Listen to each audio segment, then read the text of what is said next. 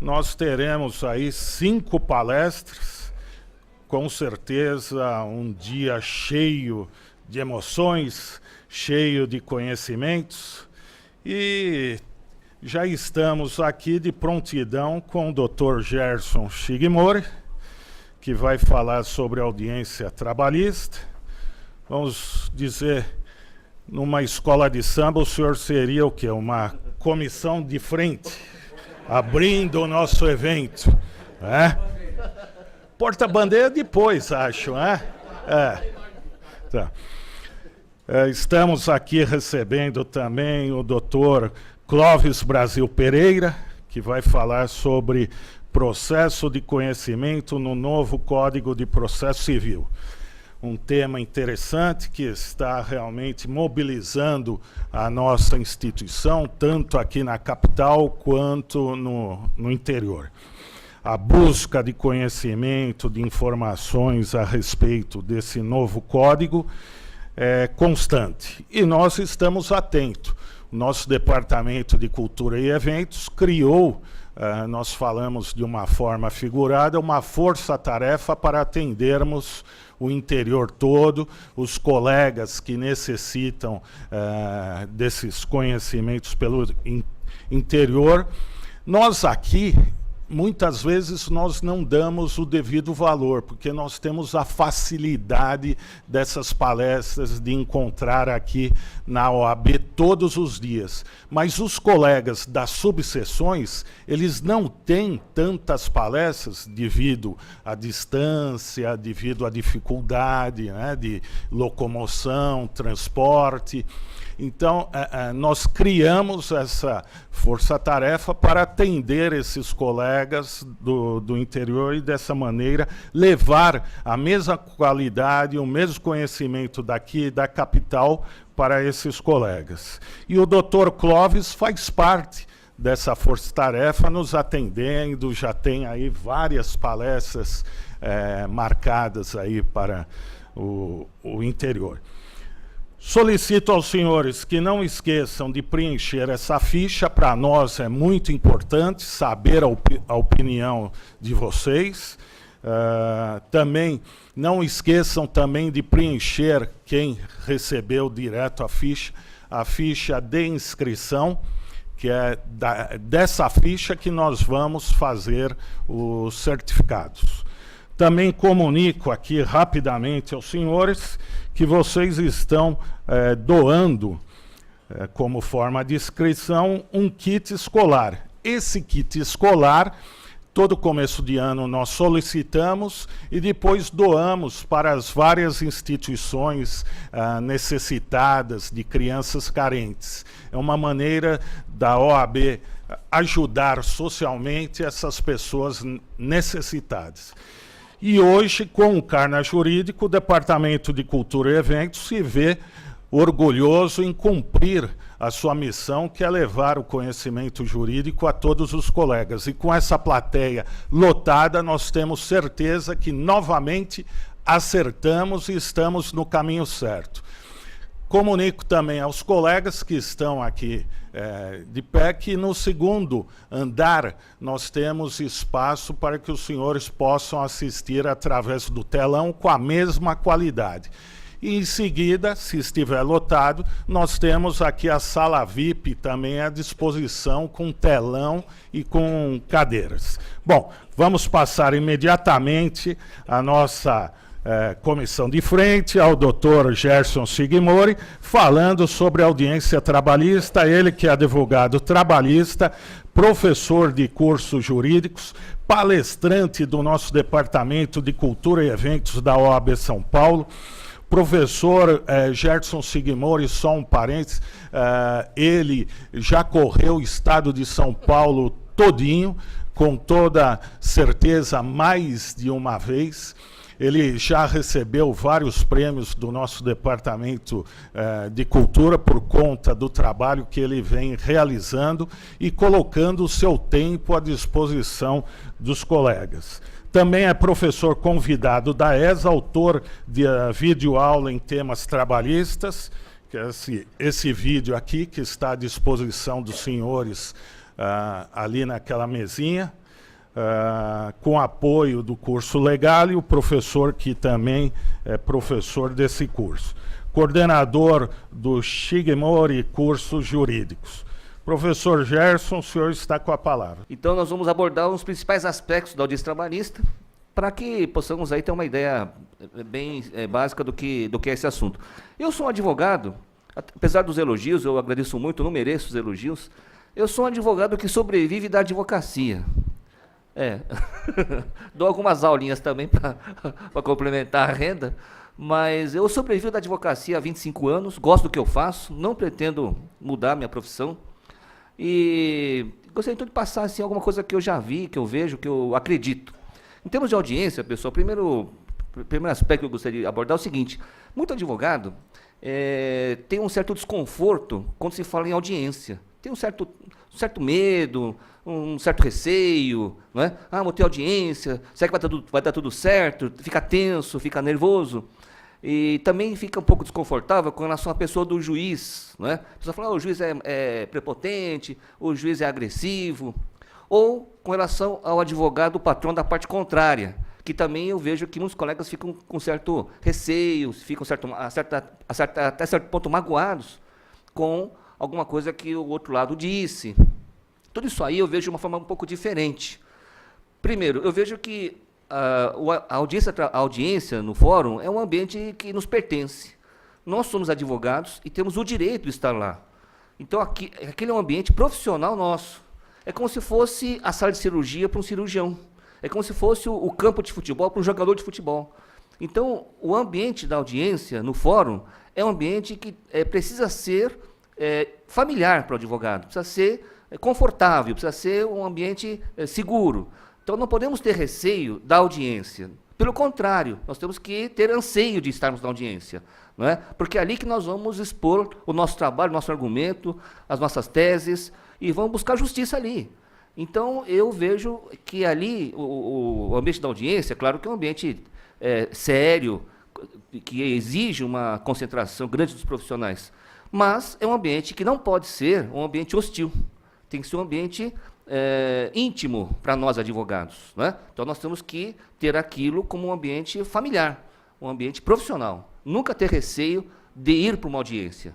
Agora, é claro que tem que ter um preparo, porque senão realmente fica difícil. Tendo esse preparo, não podemos ter receio. Outra coisa, o juiz é um profissional da área do direito que faz o papel dele. Entendeu? Então ele está lá, ele não é um advogado, ele não pode advogar para as partes, e ele faz o papel dele de julgador. E como julgador vai ter que tomar algumas providências, e muitas vezes desagradáveis, desconfortáveis. Então eu entendo isso também, não é? Que o juiz não é a parte contrária à minha. Eu não tenho nada contra o juiz, e com certeza ele não tem nada contra nós advogados. Agora, claro que a postura dele é uma postura enérgica, uma postura de uma pessoa séria, uma pessoa que vai julgar um processo, vai dar razão para um e não vai dar para o outro. Então, é necessário que ele tenha também algumas atitudes para chegar numa conclusão que ele busca ali, entendeu? Então, nunca encare o juiz como sendo uma parte contrária, um inimigo, não é? Uma pessoa antipática, uma pessoa prepotente. Não, é um profissional do judiciário que está lá para fazer justiça, para julgar o nosso processo. Infelizmente, às vezes, julga contra a nossa pretensão. Não é? Ninguém gosta de perder. Isso é uma condição, a natureza humana já mostra isso, ninguém gosta de perder. Então, quem perde não fica contente e vai colocar a culpa em alguém. Primeiro é o juiz. Né? Aquele juiz não entendeu o que eu quis dizer, não é? Aquele juiz é mais empregado, é mais empregador. Não, esqueçam isso. Entendeu? Ele teve uma convicção que não nos deu razão. Não tem problema, temos aí outras instâncias, vamos para o TRT, vamos para o TST, vamos para o Supremo Tribunal Federal. Se nada der certo, é porque nós não tínhamos razão. Não é? Nem sempre nós vamos ter razão. Às vezes, o nosso cliente não tem razão. Tentamos todas as esferas e todos disseram a mesma coisa, você não tem direito. Pronto.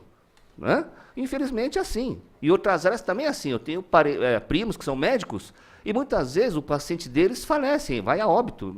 Eles não querem que o paciente vá a óbito. Fazem de tudo. Mas o paciente não resiste. E não é culpa do médico, assim como não é culpa do advogado perder a causa.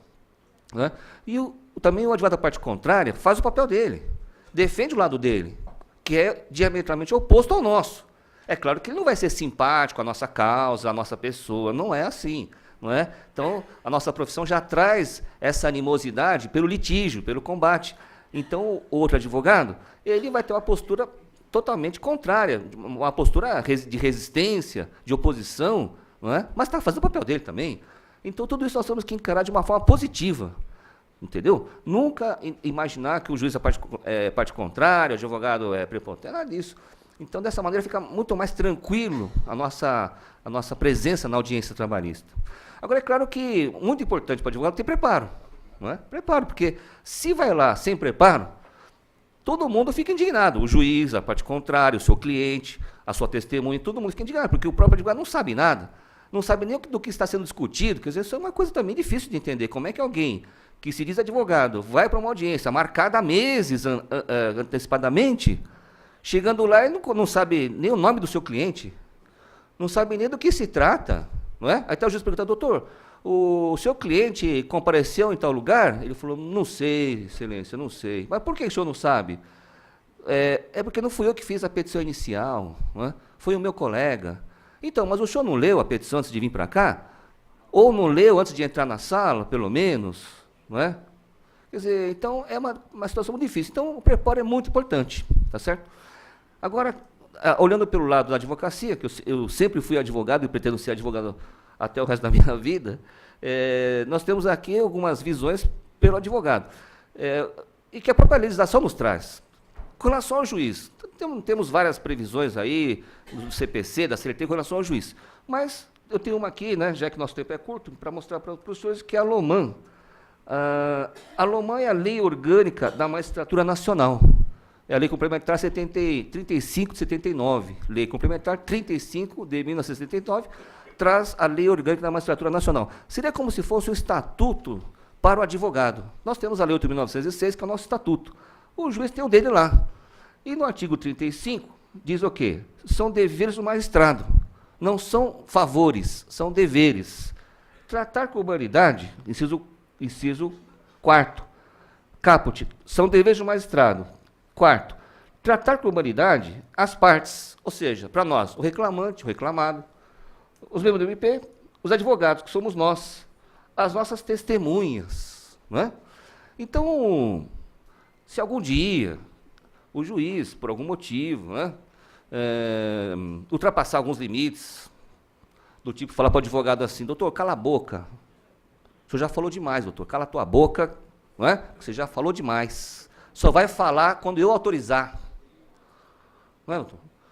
Então, eu sei que ele não tem nada contra mim, mas eu tenho que tomar uma atitude, porque eu não posso ficar calado diante dessa situação. Então, talvez eu diria, excelência, então, a partir de agora, vamos cumprir a lei? Vamos cumprir a lei, excelência? Qual lei seria essa? Ele sabe, né? Precisa declinar a lei, excelência, ou não? Porque se precisar, está fácil. É o artigo 35, inciso 4º da LOMAN, que manda o senhor me tratar com urbanidade. E mandar eu calar a boca não é urbanidade. Então, eu gostaria que Vossa Excelência cumprisse a lei. É possível ou está difícil? Aí o juiz falou assim para mim, então agora vamos falar de LOMAN? Ué, por que não? É um momento muito propício, né, já que surgiu uma oportunidade. Ele falou, e o que mais diz a LOMAN? Eu falei, não sei. Não, isso é verdade, viu? Eu não sei mesmo. Eu deveria estudar um pouco mais, isso é verdade também. Mas eu não sou juiz, eu achei que só isso basta para mim. Então, então, ficou nisso. Eu falei, excelência, eu não sei, eu só sei isso aí. Daria para cumprir o que eu sei?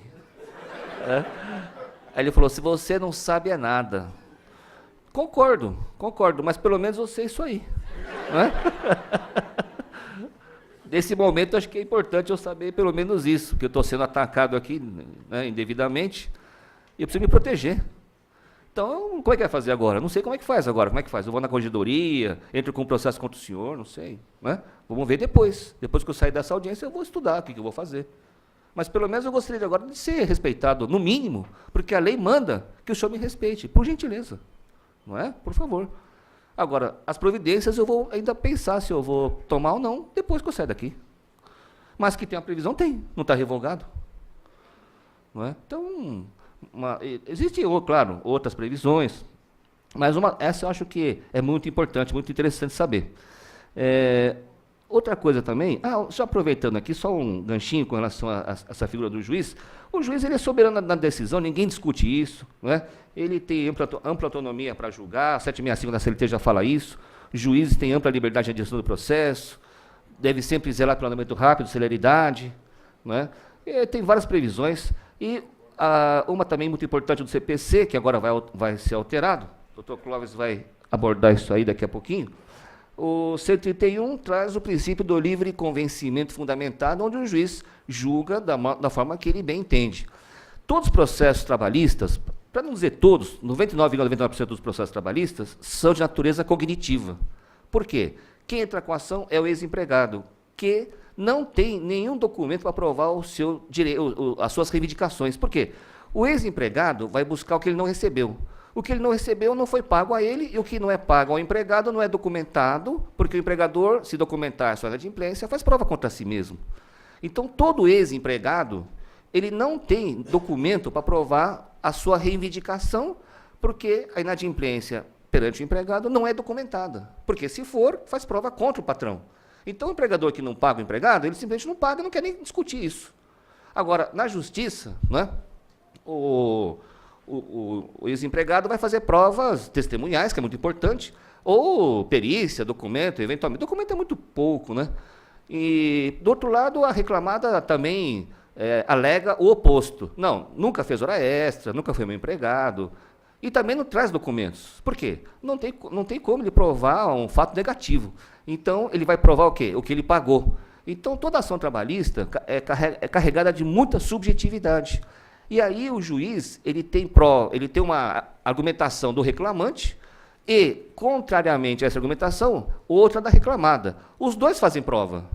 Não é? Então, o reclamante pede vínculo. Trabalhei 5 anos sem registro. E traz 2 testemunhas, que comprovam que ele trabalhou lá, viram ele entrando, saindo todo dia, segunda a sexta, às 8 horas da manhã, saía às 21.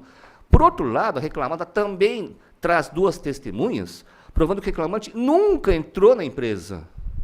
Porque eles trabalham lá há mais de 10 anos e nunca viram o reclamante lá. E as 2 testemunhas são unânimes em falar. Não, eu entrei lá em 2005. Eu trabalho das 8 às 22, eu nunca vi esse rapaz lá. O quê? Né? E, para complicar, a reclamada traz mais uma testemunha que confirma que também nunca viu o reclamante lá. O reclamante trouxe 2 testemunhas dizendo que sempre trabalhou lá. Então, o juiz do trabalho se vê diante disso em todos os processos. Portanto, ele pode julgar procedente e tem como fundamentar, ou pode julgar improcedente e tem como fundamentar. Está na mão dele. Tanto faz. Diferente do cível, onde nós temos lá, por exemplo, cobrança de aluguéis não pagos. Não tem como falar, eu já paguei, não é? Tem o recibo. Agora, aqui não. Aqui ele fala, não recebi. O outro fala, mas também não praticou o fato. Quer dizer, então é muito subjetivo. Aí o juiz do trabalho, diante desse princípio, ele pode julgar da forma que ele bem entender. Portanto, ele é soberano para conduzir a audiência da forma que ele começar a entender quem tem razão. Entendeu? E aí, aqui um parênteses e uma opinião minha. O juiz, assim como todos nós, temos uma origem. Origem racial, religiosa, social, sexual, de idade, né? Porque tem juiz jovem, tem juiz idoso, tem juiz homem, mulher, tem juiz católico, protestante, evangélico, né? Tem vários tipos de religiões, tem juiz oriental, tem juiz chinês, tem juiz alemão, libanês, né? Tem, não tem? Tem. Negro, curitiano, palmeirense, curitiano, tem de tudo. Aí, eu acho que, diante dessa subjetividade, o juiz põe um pouquinho lá da sua convicção, né, da sua origem. Por exemplo, se vocês forem hoje defender uma mulher que foi gestante e foi demitida, grávida, no 8º mês de gravidez, de forma violenta, aos palavrões, e pede reintegração e indenização do período afastado, mais dano moral, se for uma juíza, mulher de idade, com crucifixo no peito, nem precisa falar como que é a sentença, né? Agora, se for um juiz jovem, dos seus 25 anos, solteiro, namorador, né? Namorador, bonitão, quer dizer, aí ele vai pensar, vai ver as datas, se realmente ela saiu grávida, né? Fala, excelência, mas como assim? 8º mês de gravidez. Há alguma dúvida da gravidez? Ele falou, não, doutor, eu vou ver as datas certinho, né? Se realmente ela estava grávida. Bom, eu não sei, mas não estou entendendo. Alguma dúvida? 8º mês. A reclamada não nega a gravidez dela. É incontroverso. Ele falou, mas eu vou ver as datas, doutor. Juntou o documento que ela estava grávida? Ué, o menino nasceu. De onde veio esse menino? Bom, não sei, né? Desculpe, data vênia. Então é outra cabeça, não é? Então, a audiência tem essa peculiaridade. Então, quando vocês sentirem que o juiz está contra ou está a favor, pode estar acontecendo alguma coisa dessas coisas aí, né? Eu entrei com uma ação contra uma igreja para pedir vínculo de um missionário, né? De um pastor. Nossa, o juiz ficou doido lá. Não, que isso? Que absurdo, doutor. Que isso? Vínculo desse religioso? Está chutando a cruz? Eu não chutei ninguém.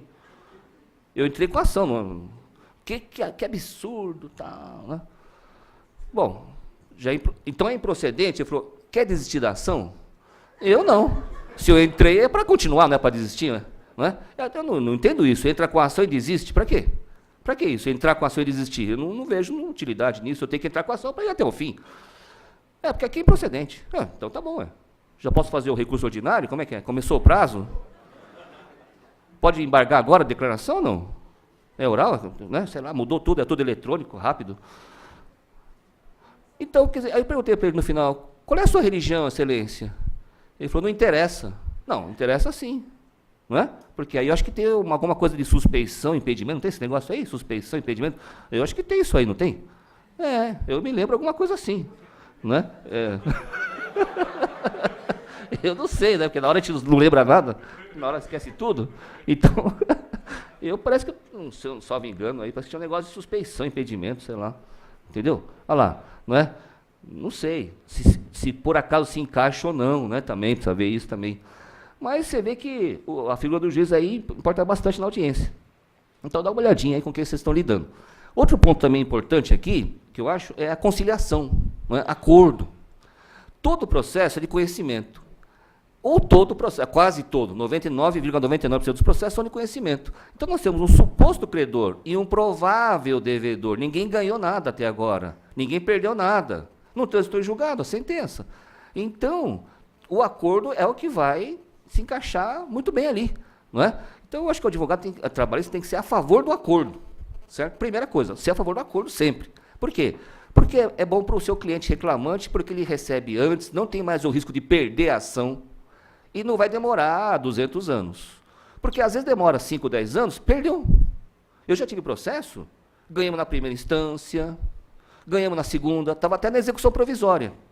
Já tinha até penhorado lá algumas coisas. De repente, o TST, né, dou provimento ao recurso de revista da reclamada, da recorrente, hora reclamada. O quê? O quê? E agora, vamos para onde?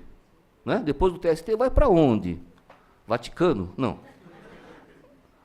STF. Mas como é que vai para lá, STF? Como é que vai? Tem que estudar isso aí, porque não é comum, né? Não é comum a gente ir para o STF. Vai estudar isso aí. É difícil. Aí, para fazer a petição já é difícil. O tal do recurso extraordinário. O que é isso? Eu nunca vi isso. Não é? Recolhe custas? O que faz? Como é que faz? Onde que protocola isso? É em Brasília? É aqui? Não é? Como é que faz? É eletrônico, não é? Tudo uma baita dúvida. No fim, depois de 3, 4 dias em cima desse recurso extraordinário aí, eu vejo lá uma decisão. Nego segmento ao recurso por falta de pressuposto intrínseco. Ué, o que é isso? De novo? Perdeu tudo. E aí, era melhor ter feito um acordo lá atrás, né? Então você vê o risco. Reclamar da mesma coisa. Ah, isso aí não vai dar em nada. Se der no máximo aos 20 mil. No máximo, se perder tudo, vai dar uns 20 mil. Fica tranquilo. A gente parcela isso em 6 vezes. O CPC já autoriza a parcelar aí 6 vezes. Está tranquilo. Vai lá ver a liquidação de sentença lá. Cálculo homologado. R$ 283.440. De onde veio isso? Reunião para ontem. Reunião. Traz a pasta do Zé Luiz. Chegando lá, todo mundo colheu o grandão assim, né? Ô, doutor, o que aconteceu? Eu falei, eu também não sei. Mas que números são esses? Eu também não sei. Tem que pagar? Eu acho que tem. É uma pergunta muito estranha da reclamada, né? Tem que pagar isso? Não, não tem que pagar não, isso é só, né? É só assim, de pro forma. Tem que pagar, isso é processo, meu amigo. Ah, mas agora, ele não aceitava 10 mil lá de acordo? Liga para o advogado. Liga para o advogado.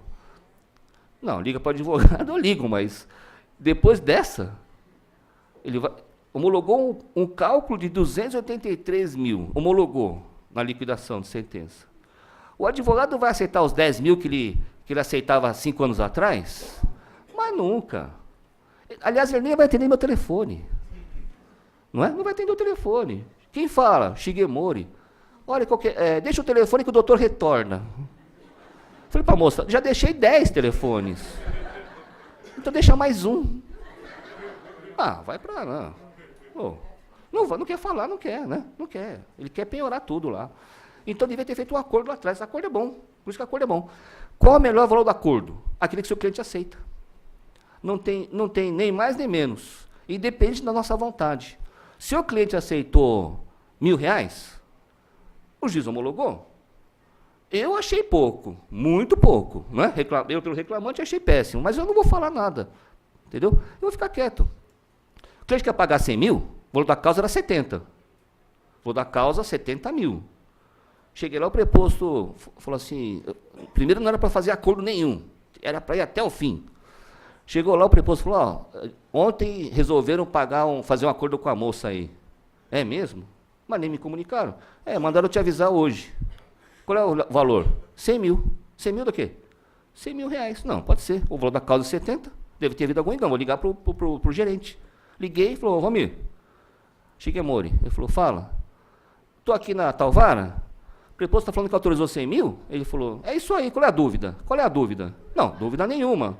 Mas o valor da causa são 70 mil. Ele falou, e você acha que eu não estou sabendo? Não. Mas por quê? Tá estressado por quê? Está estressado? Você está estressado? Ele falou, não. Você que me ligou. Bom, então tá bom, né? O dinheiro é deles mesmo. Cheguei lá, o juiz falou, propósito de acordo? Foi excelência, para não ficar nesse vai e vem, 100 mil.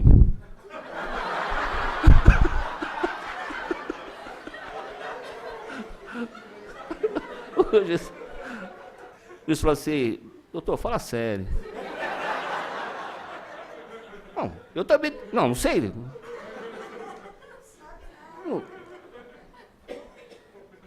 Aí o advogado falou assim, mas eu aceito.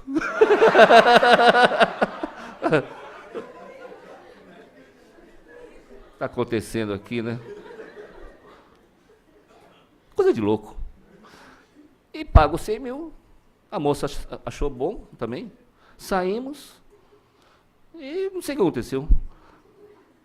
Depois a gente fica curioso, né? Aí teve na próxima reunião lá da empresa, eu falei para o gerente, aquele acordo lá, ele falou, não é para comentar, não é para comentar. Moça bonita. Não. Mas não pode ter discriminação, porque a moça é bonita, pensa outra coisa. Não. Eu já tive casos onde a moça era bonita, só que ela trabalhou no financeiro da empresa e sabia muita coisa lá, hein? Especialmente algumas coisas que saía sem nota, comprava sem nota, né? E aí não era interessante brigar com essa moça, porque Inclusive, na inicial, já havia uma indicação dessas operações, e o advogado, como sempre, pediu ofício à Receita Federal, MPT, INSS, e a empresa não queria nada disso. Era para fechar um acordo, custe o que custasse. Fazer o quê? Então é assim que funciona. Entendeu? Então, o acordo, pessoal, relaxa. Deixa o cliente negociar livremente. Né? O valor que ele queria achar melhor é o que eu vou aceitar. 831, parágrafo único, diz que o quê? É irrecorrível. Termo de acordo é irrecorrível. Entendeu? Fechou o acordo, não dá para fazer recurso ordinário, embargo declaratório, não fazer nada. Por quê? A legislação prevê isso, irrecorrível. E a súmula 100 do TST, no seu inciso 5º, 100 TST, opa, o que aconteceu aqui? Peraí. TST, inciso 5º, né? Falou o quê? Acordo homologado tem força de decisão irrecorrível, assim sendo, transito e julgado na data da sua homologação judicial. Nós estamos falando de audiência, fez acordo na audiência, hoje não precisa nem assinar a ata. Só faz um positivo para o juiz. Né? Substitui a assinatura. Aí levantou da cadeira, transitou em julgado. Transitou. Por isso que aquela velha pergunta do cliente, doutor, foi um bom acordo? Eu digo, excelente. Melhor impossível, porque não dá para voltar. Não é verdade? Não dá para voltar. Então, quando alguém perguntar para você, foi um bom acordo? Excelente. Toca aqui, toca aqui. Abraço. Por quê? Quer comprar uma briga e um problemão para você? É só você falar, foi mais ou menos. Podia ter sido melhor. Nossa! Começou aí um tormento. Ele vai falar, eu percebi, doutor, percebi. Meu amigo trabalhou menos, ganhou mais, de acordo. Não é? A empresa vai falar, teve outro reclamante que trabalhou bem menos e pagamos trabalhou bem mais e pagamos menos. Quer dizer, então a lamentação começa ali. Aí liga o marido, a mulher, o pai, o primo que é advogado, o vizinho, todo mundo liga para vocês, olha, aquele acordo, não dá para fazer alguma coisa, não dá para entrar com recurso, não dá para entrar com outra ação, porque alguém falou que o acordo foi mais ou menos, não é? Que podia ter sido melhor. Não pode falar isso, tem que chegar. Foi um bom acordo? Excelente. Excelente. Melhor impossível. Mesmo que eu tenha opinião contrária, não é? Porque não dá para fazer mais nada. Por isso que eu pergunto bem antes de concordar. Você aceita? Se aceitar, acaba aqui a briga. Não dá para reivindicar mais nada. Empresa, vocês aceitam? Tem que pagar, hein? Amanhã depois não tem dinheiro? Isso não importa. Vocês aceitam? Depois não dá para chorar que não tem dinheiro. Você entendeu? Quer ligar para alguém lá? Liga para o gerente, para o dono. Quer ligar para alguém? Quer que eu ligo? Sei lá, não é? Por quê? Para ter certeza que o cliente quer. Entendeu? Então, o acordo, o melhor valor do acordo é aquele que o seu cliente aceita. Não é? Pode ser 0, pode ser 1 milhão. 0. Quer ver o acordo de 0? Na porta da vara. Doutor, a empresa está me chamando para voltar e eu vou voltar para a minha mesma função e salário. Eu estou parado mais de 1 ano e meio, eu não consigo emprego, eu quero voltar. Eu estava lá 12 anos. Eu vou me aposentar daqui 5 anos, então eu preciso voltar para lá. E eles querem que eu, entre aspas, tire o processo. Não, entendi. Só que precisa entrar lá na sala de audiência e falar com o juiz. Precisa? Precisa. Não podemos ir embora? Não, embora não. Aí veio o advogado da empresa. Aconteceu alguma coisa? Eu falei, até agora não. Por quê? Não, porque o seu cliente já não quer mais. Não, eu sei, ele já falou para mim. Só que temos que entrar para homologar isso aí, não, doutor. Eu vim aqui, não posso ir embora. Ele falou, não, pode sim, não, eu não vou. Eu vou entrar. E meu cliente também vai entrar. Perda de tempo, está demorado, está atrasada a pauta. Não importa, vamos entrar. Chegando lá, o juiz, então, já se conversaram, já se falaram? Sim. Reclamado ofertou o emprego de volta. O reclamante aceita. Vai ser reintegrado amanhã às 10 horas na sede da reclamada, para o mesmo cargo e salário, sob pena de multa diária de R$ 1.000, até no máximo de 12 meses, e uma estabilidade de 12 meses também. Aí eu digo, não, mas isso não estava combinado? Não, não estava. Isso está sendo colocado agora, doutor. E quem cumpre o que promete não tem medo de penalidades. Se o senhor vai reintegrar o rapaz no mesmo cargo de função amanhã, eu posso colocar uma multa de R$ 1.000.000 que não vai ter nenhuma importância para vocês. Não é verdade? Ou algum receio? Porque se houver, algo está acontecendo aqui dentro. Não é, doutor? Então, como ficou? Ele volta amanhã, para o mesmo cargo e salário, é registrado amanhã, tá certo? Vai comparecer amanhã na empresa às 10 horas, tá certo? Se não registrar amanhã, depois de amanhã começa a contar R$ 1.000 por dia, até um ano, quando então eu vou executar isso. E, se registrar amanhã, ele tem uma estabilidade de 12 meses. O senhor está me entendendo? Ou não? Ele falou, preciso consultar a empresa. Você vai falar com o juiz, não comigo. O juiz é ele. Ó. Se vira, dá seus pulos. A bola está com você. Se vira aí, meu amigo. O juiz, vamos, doutor, vamos, vai aceitar ou não? Vamos ver que eu não tenho o dia inteiro, vai. Pode fazer? Quer reclamar da concorda? Não, peraí. Ué, peraí não. Entendeu? Então tem coisas que precisa tomar cuidado. Outra coisa no acordo, casadinha. Não faça casadinha, hein? Casadinha, pessoal, é aquela operação que a empresa quer 2 advogados, né? Um para o ex-empregado, faz aquela petiçãozinha facinha, só para homologar um acordo também baixinho, para evitar que ele entre com ação, não sei o quê. Não. Isso aí, hoje, pelo Tribunal de Ética aqui da Ordem, é considerado uma infração ética gravíssima, por infração a vários incisos do 34. A punição, se não tiver nenhum antecedente no Tribunal de Ética, são 30 dias de suspensão, prorrogáveis, não é? Se tiver acerto de contas, até a efetiva prestação de contas. Então, sem prejuízo do estelionato e da tergiversação, que são previsões penais para o advogado. E especialmente a tergiversação, que se oficial o MPT, geralmente é discutido isso aqui, ó, patrocínio infiel, parágrafo único, tergiversação para o advogado que, na mesma causa, defende simultaneamente partes contrárias. Quem está pelo reclamante foi contratado pela reclamada e pago pela reclamada. Né? Então, toma cuidado com isso aí, tergiversação e infração ética do 34. Onde que está o 34? O 34 está aqui, ó. Lei 8.906, 34.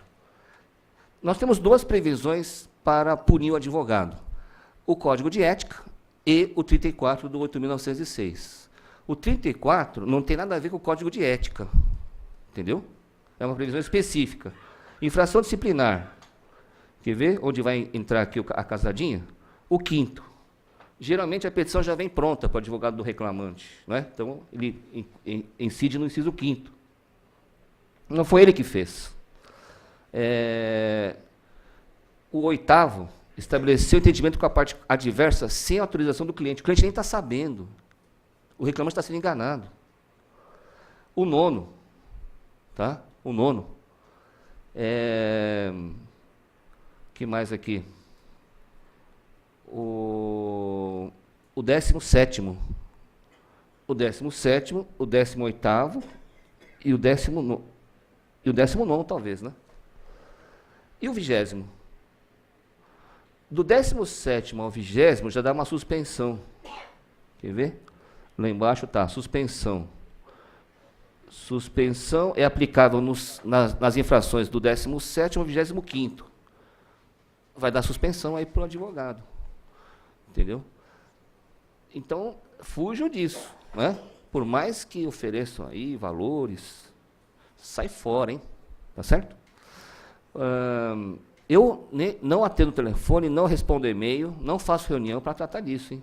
Se eu desconfiar que é casadinha, eu falo, cancela tudo, não atendo nem telefone, não faço nada. Por quê?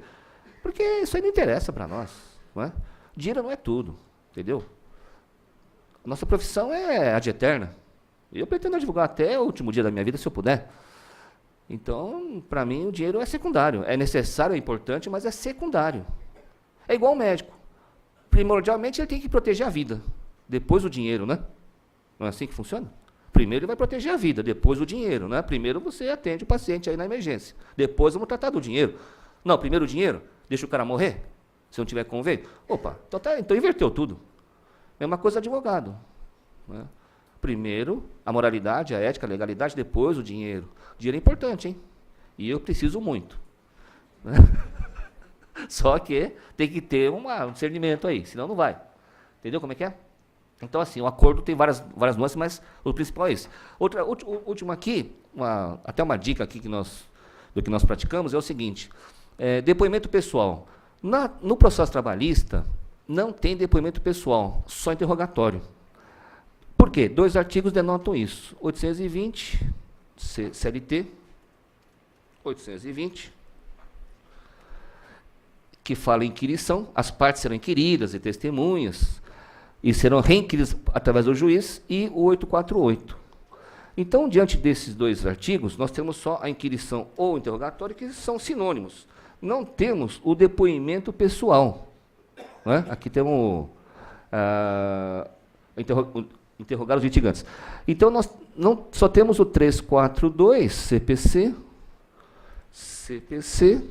342, que é o interrogatório. Só temos o 342. Não temos o 343. Agora, o juiz pode, de acordo com o 765, atender o advogado, mas não é obrigado. Por exemplo, excelência, eu quero ouvir o reclamante. Ele pode falar, está indeferido, aqui eu não ouço as partes. Né? É um direito que ele tem, porque não tem previsão do meu direito de pedir para ouvir a parte contrária. Agora, ele pode permitir. Ou ele pode interrogar e dar a palavra só para a parte contrária reperguntar. Entendeu? E nesse momento, nós podemos ter uma vantagem da confissão. Ou seja, a parte contrária falar algo que nos aproveita, chama confissão. Desde que o juiz permita ouvir a parte contrária e dê a chance de reperguntar. Como que funciona isso na prática, né? Primeiro, você só pode só pode buscar uma confissão naquilo que a parte contrária afata com a verdade e a verdade te favorece. Porque se tudo que ele diz é verdade, nada te favorece com a parte contrária. Exemplo, o reclamante foi demitido, registrado e não recebeu 1 centavo de verba rescisória. E a inicial pede só a verba rescisória, corretamente. Então ele fala a verdade. Eu, pela reclamada, não tenho nada que me aproveite no depoimento dele, porque tudo o que ele diz é verdadeiro, que eu sei disso. Porque ele está pedindo o quê? Saldo de salário, 13º, férias, garantia, não é? Aviso prévio.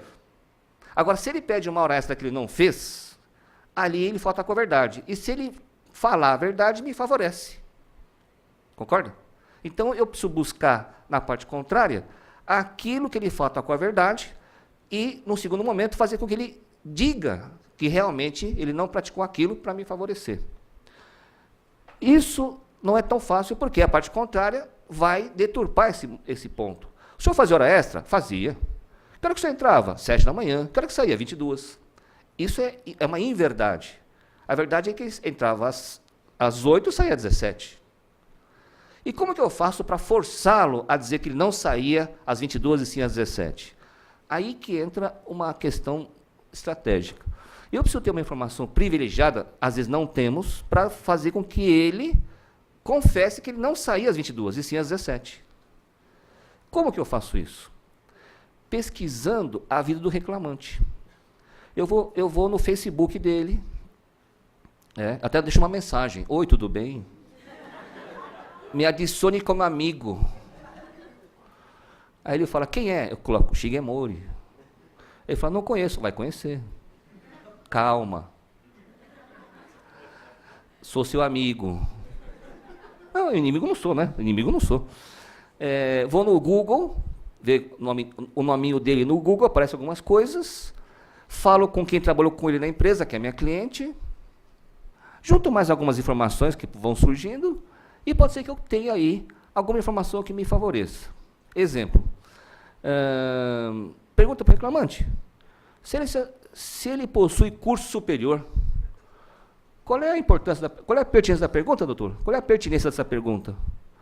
Se ele coloca na inicial que trabalhou das 8 às 22, segunda a sexta, de 2005 a 2010. Das 8 às 22, segunda a sexta, 2005 a 2010. Pela informação que nós temos, ele se formou em Direito em 2009. Portanto, seria impossível ele trabalhar de 2005 a 2010, das 8 às 22, porque ele fez um curso noturno de Direito. Entendeu? O juiz é muito esperto. Todo juiz, todo advogado também, claro. Nós, do direito, somos muito perspicazes. Essa audiência estava sendo feita em 2012. O juiz pegou a informação e falou assim para o reclamante, o senhor é bacharel em direito? Ele falou, sim. O senhor é advogado? Ele falou, sim. Hoje eu sou. O senhor tem a carteira da OAB aí em mãos? Podia exibir, por favor? O reclamante exibiu a carteira da ordem. O juiz pegou a carteira, pegou o processo, falou assim, quando o senhor entrou com esta ação, o senhor já era advogado. Porque a sua carteira tem data anterior à distribuição. Então, quando o senhor ingressou com esta ação, o senhor já era advogado. Não é mesmo? Ele falou, sim, mas não exercia. Isso não importa. O senhor já era advogado. Qual foi o seu horário na empresa? Depende do que o senhor falar, eu vou mandar oficiar a ordem. Aí ele falou, de vez em quando eu ficava até as 22. De vez em quando, quanto por semana, em média? Ele falou, umas 2 vezes. Ele falou, vamos colocar uma? Ele falou, vamos.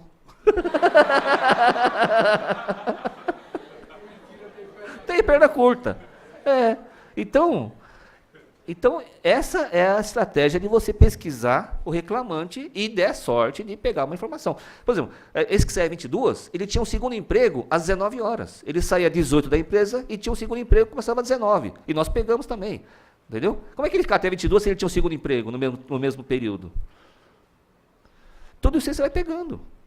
Se conseguir, às vezes não consegue. Às vezes consegue.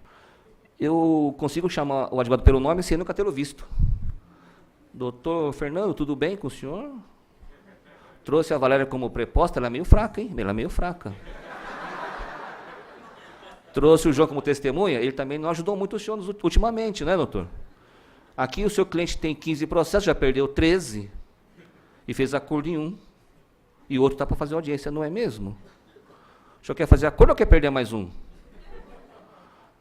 Aí tem advogado que fica bravo, hein? Tem um que ficou bravo lá, falou assim, você está sabendo demais, não está? Falei, não, só falta isso aqui, né?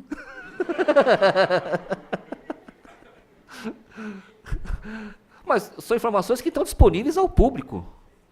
Eu não cometi nenhum ato ilegal, ilícito. Eu fui no site do TRT, eu fui no balcão da vara, me mostraram o processo. Eu não fiz nenhuma falcatrua, eu fui lá pedir, deu o número tal. O rapaz chegou, está aqui o processo. Ué, não é? Dá licença, deixa eu ver.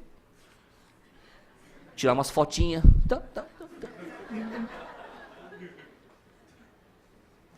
É proibido isso? Não, Não é segredo de justiça. Então tá aí, para quem quiser usar. Agora, muito advogado, hoje, não sei porquê, não vai atrás, ele vai naquele método tradicional, entra com a ação, avisa a testemunha no último dia, amanhã tem audiência. Né? E aí não vai mesmo.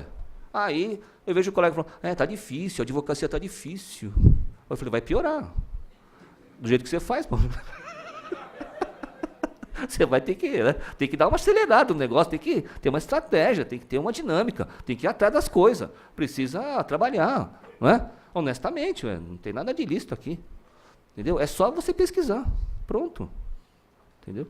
E muita coisa para ser feita aí, tá certo?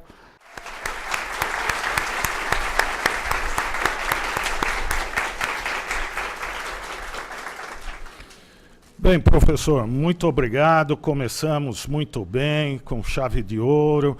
O senhor deu realmente um show. E ainda bem que o senhor não advoga em todas as áreas, senão seria uma concorrência desleal. Com a sua capacidade, com o seu conhecimento, nós aqui, eu faço a área criminal, não seria justo, né? Bem, quero convidar também para compor essa mesa os ilustres professores que acabaram de chegar. O Dr. Nelson Sussumo Chiquicima, por favor, vem aqui.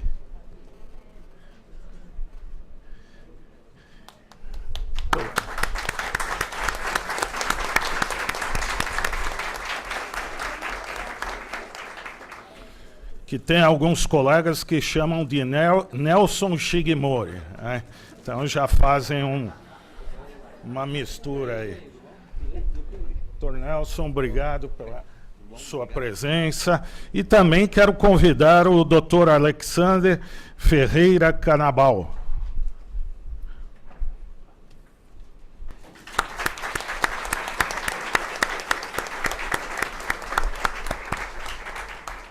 Bem, senhores, vamos passar agora para a nossa segunda palestra, Processo de Conhecimento do Novo Código de Processo Civil.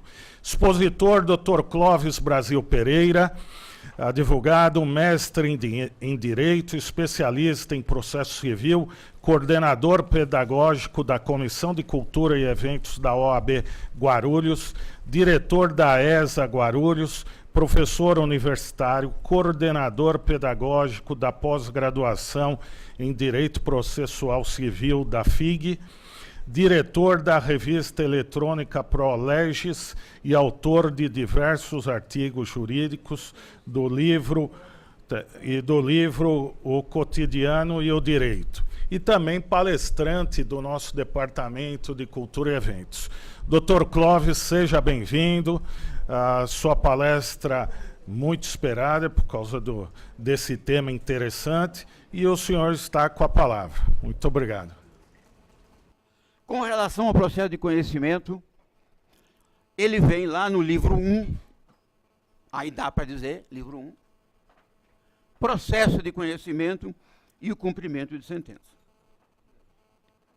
E vai se aplicar o que o procedimento, o processo de conhecimento? Todas as causas de procedimento comum. A regra, salvo aquelas que têm disposição em contrário. Vai continuar sendo como hoje, por exclusão. Aliás, eu vou dizer uma coisa para vocês. Muito se falou e muito se fala a respeito da esperança do milagre que o Código vai trazer. Gente, 95 milhões de processos entulhados nas prateleiras do judiciário não vão, num passe de mágica, se resolver a curto prazo. E não é o novo texto apenas que vai resolver o problema. Logicamente que o problema do judiciário passa por outras questões de falta de estrutura, motivação, vontade política de resolver o problema. Mas o código está aí. Há quem diga que talvez nem fosse preciso um novo código. Mas ele é muito bom. Eu falava com o doutor Gerson. Muito bom para as editoras e muito bom para os professores. Certamente, os professores de processo civil terão muito trabalho nesse ano. Muitas palestras, muitos cursos. As editoras terão muito trabalho. Mas, olha, sinceramente, nós vamos ver o que mudou e vamos ver que não mudou muita coisa.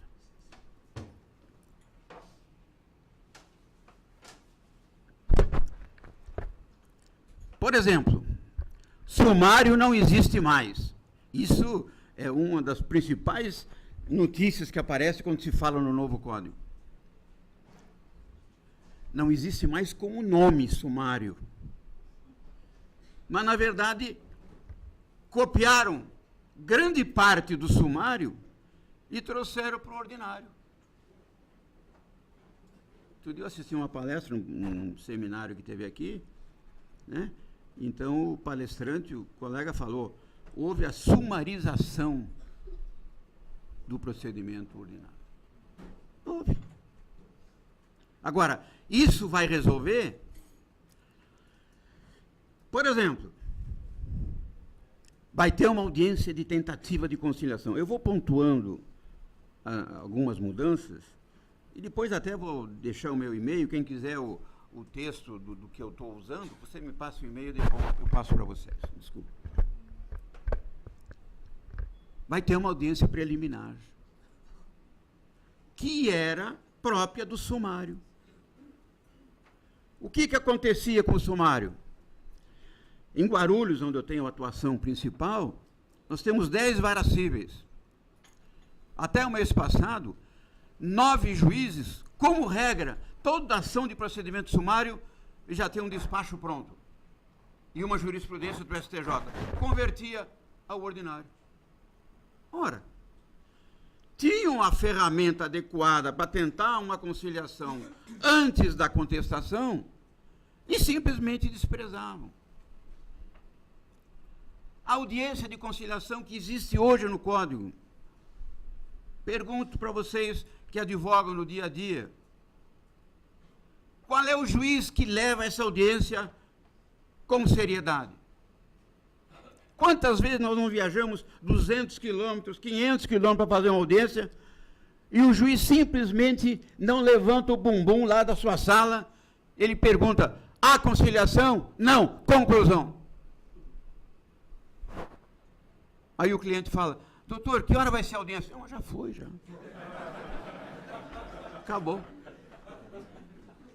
O sujeito paga 5 pedágios, paga o almoço para o advogado, quando não é a gente que tem que pagar para ele, para uma audiência de 30 segundos, onde não teve absolutamente nenhuma utilidade. Então, se não houver mudança de mentalidade, não adianta mudar a lei. Não adianta mudar a lei. Então, como é que vai ser agora? Procedimento ordinário, sumário não existe mais. Muito bem. Então, vai ter o ordinário e os procedimentos especiais. Requisitos do pedido inicial, que é o que vai, nós começamos, né, depois de ter aquela luta fantástica de arrumar o cliente e convencê-lo a assinar a procuração e o contrato de honorários, vamos fazer a petição inicial. O que muda na inicial? Praticamente nada. É uma coisa, vai mudar de número de artigo. Na qualificação agora, se o autor viver em união estável, vai colocar união estável. Isso altera o quê no conjunto da obra? Uns vão colocar conviventes, né, doutor? Agora, né, é a palavra da moda. O endereço eletrônico. Isso realmente, na era do processo eletrônico, nada mais adequado.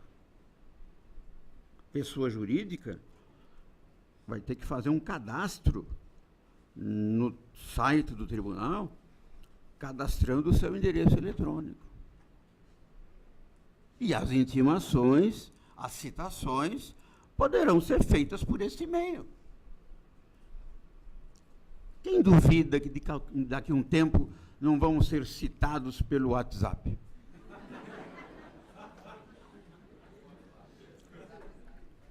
Pelo Facebook? Tem lugar mais... O oficial de justiça... Não, ele está em Lins, lugar incerto e não sabido. E aí você conversou com o camarada, como fez o doutor Gerson, pelo Facebook. E A mudança significativa é a opção do autor de participar da audiência de conciliação oral. Se o autor quiser participar, ele vai mencionar lá no inciso 7º, se não me engano, do interesse de participar da audiência de conciliação. Isso já mostra que essa audiência não vai surtir os efeitos que estão falando. Porque se passa a ser opção da parte, aquele teimoso não vai, ele já fala, eu não quero nem ver ele na minha frente. Então é opção. E para ter audiência, vai ter a opção dos dois. O autor terá que fazê-lo no pedido inicial. E se não quiser, vai ter que declinar isso no pedido inicial. O pedido principal, hoje está, com o novo código, estará implícito que, quando se fala em pedido principal, nós já teremos nele os juros legais, a correção monetária, as verbas de sucumbência, inclusive os honorários advocatícios. Atualmente fica aquela discussão. Aí ele pediu o principal, mas não pediu juros. E tem juiz engraçadinho que acha, não, ele não pediu, está fora do pedido. Agora, já vem previsto. Se eu peço o valor, a título de principal, eu estou já considerando todas essas verbas acessórias. Tutela antecipada. Hoje, praticamente, todo o processo, toda ação, começa com pedido de tutela antecipada. Lógico. A gente arrisca. Não, mas tem que ter urgência. No meu escritório, todas as ações têm urgência. Quem é que entra no judiciário e não tem urgência? Então, virou uma febre. Ah, vamos mudar, agora não é mais tutela antecipada. O que vai ser? Medidas de urgência. Mudou pra caramba. Aí eu vou pedir medida cautelar ou antecedente. Pode ser como pedido preparatório não, pedido antecedente e pode ser proposta incidentalmente. O fato é que o Código acabou com o processo cautelar. Isso é ponto pacífico. Mas tudo que era previsto no cautelar, nós vamos conseguir obter através de medida antecedente ou incidental. Mesma coisa. Eu já acho que quando foi introduzido o parágrafo 7º do artigo 273, para mim aquilo já eliminava a necessidade do processo cautelar, do jeito que está hoje. O que diz o parágrafo 7º do 273? Antecipação da tutela. Então, prova inequívoca, verossemelhança, todos aqueles requisitos. E o parágrafo 7 diz o quê? Na hipótese de não restarem comprovados todos os requisitos, o juiz poderá atender o provimento jurisdicional na forma de liminar cautelar, desde que presentes os pressupostos deste. Quais são os pressupostos do cautelar? Fumo boniuris periculo e mora. Então, o parágrafo 7º do 273, para mim, já tinha enterrado o processo cautelar. Nós poderíamos pedir perfeitamente. Podemos pedir tutela antecipada, uma vez que estão presentes os requisitos do 273. E, alternativamente, o que nós podemos fazer? Na remota hipótese de Vossa Excelência entender não comprovados os requisitos, se requer o provimento na forma de provimento de natureza cautelar. Pronto.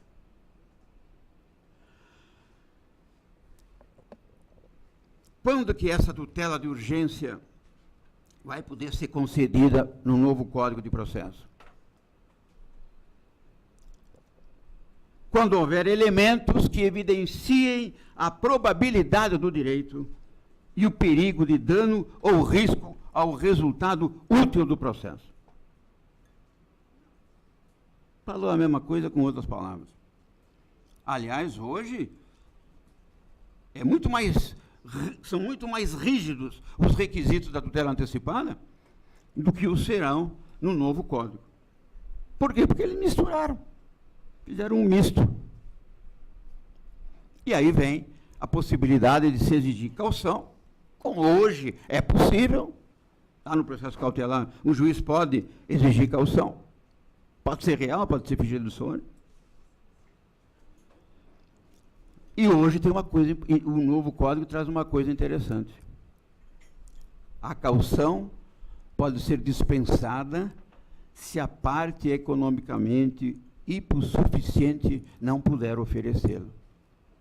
Hoje, a gente fica na mão do coração do juiz.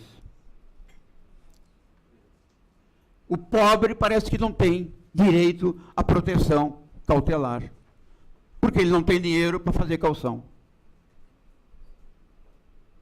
Lhe dão a justiça gratuita, falar, venha, Constituição está garantida, mas na hora de você buscar o provimento de urgência, tem que ter caução. Então, dá com uma mão, tira com a outra.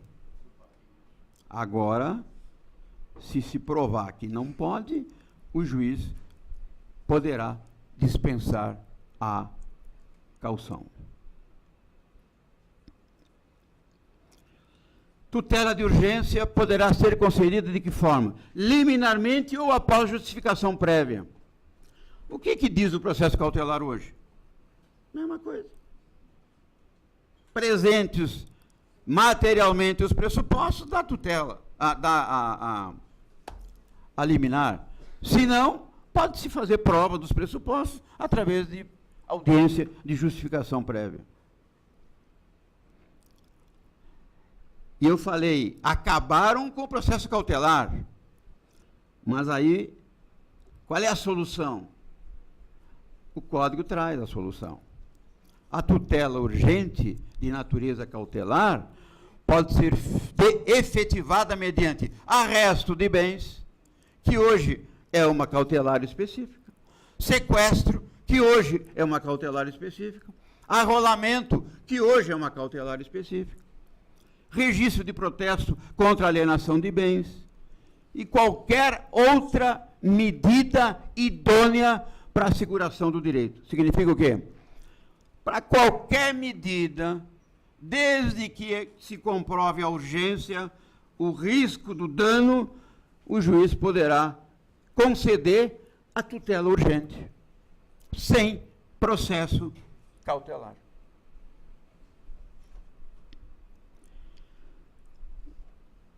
Sobre a tutela, logicamente que eu vou falar rapidamente, por quê? Porque teria que ter uma palestra só para falar sobre isso, né? Essa tutela de evidência, tutela de urgência. Mas não dá para eu falar aqui como é que é o pedido inicial, porque aí vocês vão dizer assim, quer dizer que então agora, se tiver mais risco, urgência, não tem mais solução? Tem. Continua tendo solução do mesmo jeito. Qual é o procedimento, então? Se a urgência for contemporânea à propositura da ação, eu não tenho uma ação. A petição inicial pode limitar-se ao requerimento da tutela antecipada e à indicação do pedido da tutela final, com a exposição da lida, do direito, tal. Que seria mais ou menos o quê? O que é hoje a medida cautelar preparatória. que hoje exige um novo processo. Nós temos que entrar com um novo processo em até 30 dias, sob pena de caducidade de uma eventual liminar. Vai acabar isso. No mesmo procedimento da tutela de urgência, eu vou prosseguir com a ação principal. Não tenho que entrar com nova ação. Aí deu uma melhorada. Aí a natureza agradece. Aliás, agora é o processo eletrônico. O que diz o texto, mais ou menos, esse texto abstrato que nós andamos atrás dele? Mas a gente desconfia o que ele diz. O autor deverá ditar a petição inicial. Foi concedida a tutela. Fiz a petição. Consegui a liminar. Cumpro a liminar. E aí? Aditamento da inicial com a complementação da sua argumentação. A juntada de novos documentos. E a confirmação do pedido de tutela final em 15 dias. Em outro prazo maior, se o juiz fixar. O bom do código agora é que é mais ou menos padrão os 15 dias. Aquilo que a gente, como professor, usava de maldade, né, Nelson? O processo tal, dava lá 4, 5 ações, o prazo é de 5, 10, 15, 5, 15. E a gente avisava para o aluno, eu aviso para os alunos, eu ainda falei essa semana, eu só tenho 2 semestres para usar essa questão. Porque depois vai acabar, é tudo 15. O réu vai ser citado e intimado para uma audiência de conciliação ou mediação. Não havendo composição, o prazo para contestação começa a fluir dessa audiência. Uma novidade. Isso foi aprovado aos 48 do segundo tempo lá no Senado. Ações individuais poderão ser convertidas em coletivas, se fundadas no mesmo fato e direito. Aí vai a pensar tudo uma na outra. Eu sempre digo, isso aí mais ou menos, aquele 285A de hoje, que logo que veio a OAB entrou com uma ação direta de inconstitucionalidade, acho que até hoje não julgaram, nem vão julgar mais. Quando a gente entra com ação, não negou a liminar, esquece, fica enterrada. Eu acho que isso é aplicação da súmula vinculante de cabeça para baixo. Atualmente a súmula vinculante, só o Supremo Tribunal Federal. Aí vem agora, vamos pensar tudo, resolver tudo numa só. Tem a história das ações repetitivas, onde o juiz,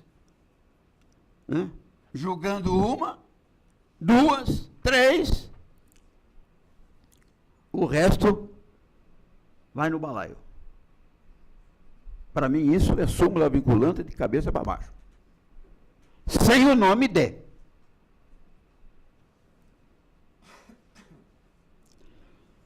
Se no pedido inicial dessa ação nova que eu estou ajuizando,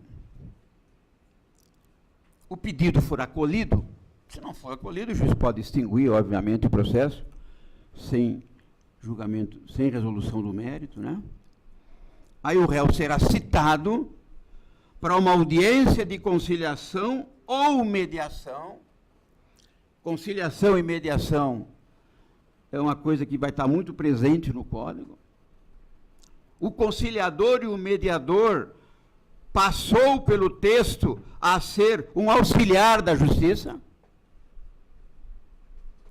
Só esqueceram de falar da remuneração.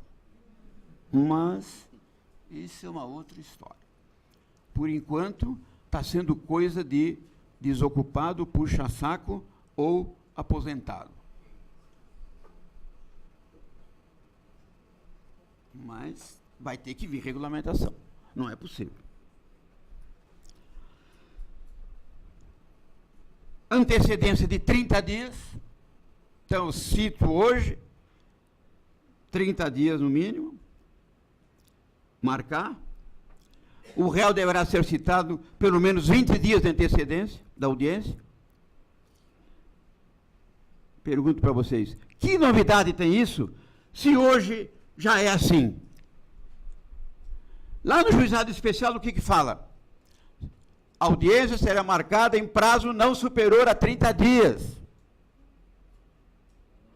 A audiência de conciliação no procedimento ordinário acontecerá em prazo não superior a 30 dias. Então, a lei fala, hoje ninguém respeita. Ah, mas não tem condições. Então não adianta trazer a lei nova, porque também não vai ter condições. Se não aumentar o número de juízes, se não aumentar o número de auxiliares, se não aumentar a estrutura física do judiciário. Para nós chegarmos aqui no Fórum João Mendes, a gente fica espremido em tudo quanto é lugar.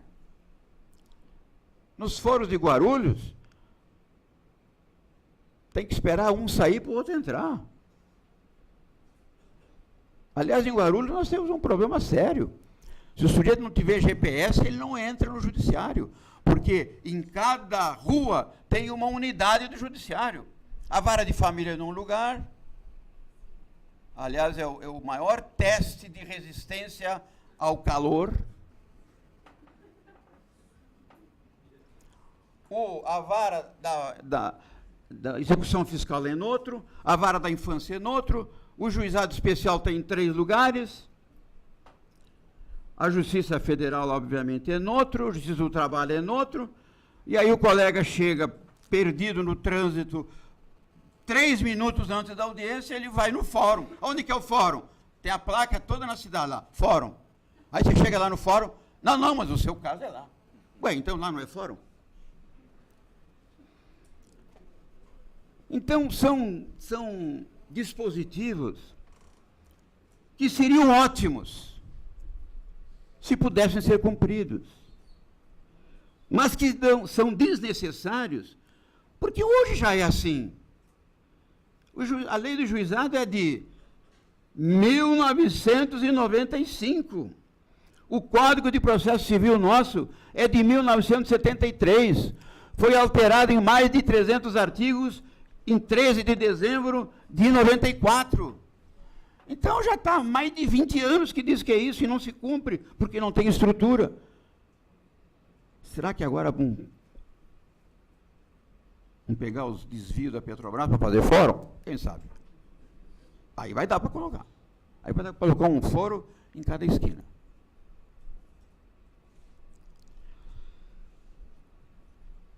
Vai ter essa audiência de conciliação. Aí eu pergunto, vai ter um maior número de acordos? Não sei. A nossa postura como advogados vai ter que mudar. E eu tenho certeza de uma coisa. A aplicação da tabela de honorários vai ter que mudar. Por que vai acontecer? O cliente vai chegar no escritório e vai falar, doutor, quanto é que é para acompanhar essa audiência? Bom, depende. É tanto para ir até o tribunal. Ele falou, mas doutor, mas e se tiver acordo? Mas se tiver um acordo, nem contestação o senhor vai ter que fazer. Quer dizer, já vamos começar a depreciar o nosso trabalho nessa história. Logicamente que você vai falar, para ir na audiência, para tentar fazer um acordo, vai ser tanto. Para acompanhar o processo até o final, vai ser tanto. Talvez isto seja uma motivação para aumentar o número de acordos. Porque o lugar mais sensível ainda do ser humano ainda é o bolso. Às vezes ele teima, não, eu quero 5 mil. Não, se não me der 5 mil, eu vou até o fim.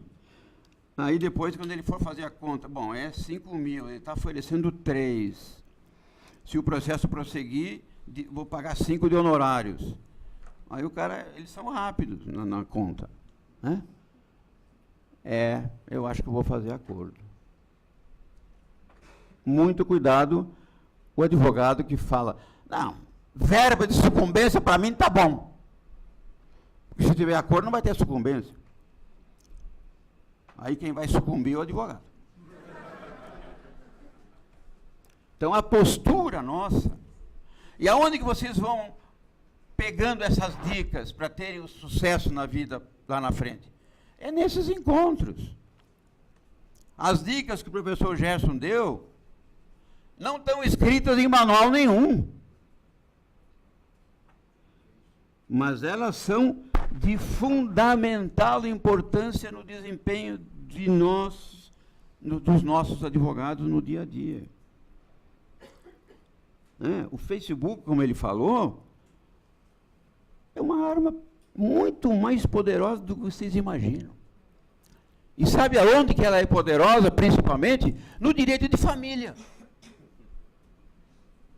Eu tive uma situação que o sujeito entrou com ação revisional de alimentos, ele, de empresário, virou empregado dos filhos, que passaram a ser os empresários. E aí ele apresentou uma carteira de trabalho, R$ 1.600. Tinha que pagar 5 salários mínimos de pensão. Aí ele falou, não posso, eu tô quebrado. Aí nós fomos no Facebook. Eu e os meus bois, lá no Mato Grosso. Uma fazenda linda, bonita, e ele ao lado dos bois. O boi era manso, mas ele estava ao lado dos bois. Numa caminhonete daquelas, não sei o que, 20. Aí depois tinha um álbum, ele participando aqui de um evento social aqui em São Paulo, tomando champanhe de smoke, com os amigos e brindando. Aí se descobriu que ele morava num prédio onde o condomínio era R$ 1.950. Como é que alguém mora num condomínio pagando R$ 1.950 de taxa de condomínio? Tem uma fazenda com os boizinhos dele lá, põe o smoke e vai tomar champanhe francesa para comemorar não sei o quê, com R$ 1.600. Mas nem o Zé Dirceu fazia isso. Aí, você leva tudo isso lá para o processo, pronto. Formou a convicção do juiz. Acabou.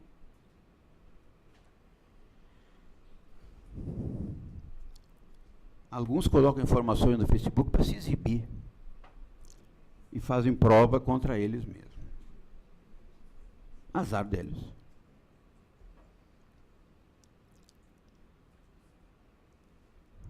O que pode acontecer?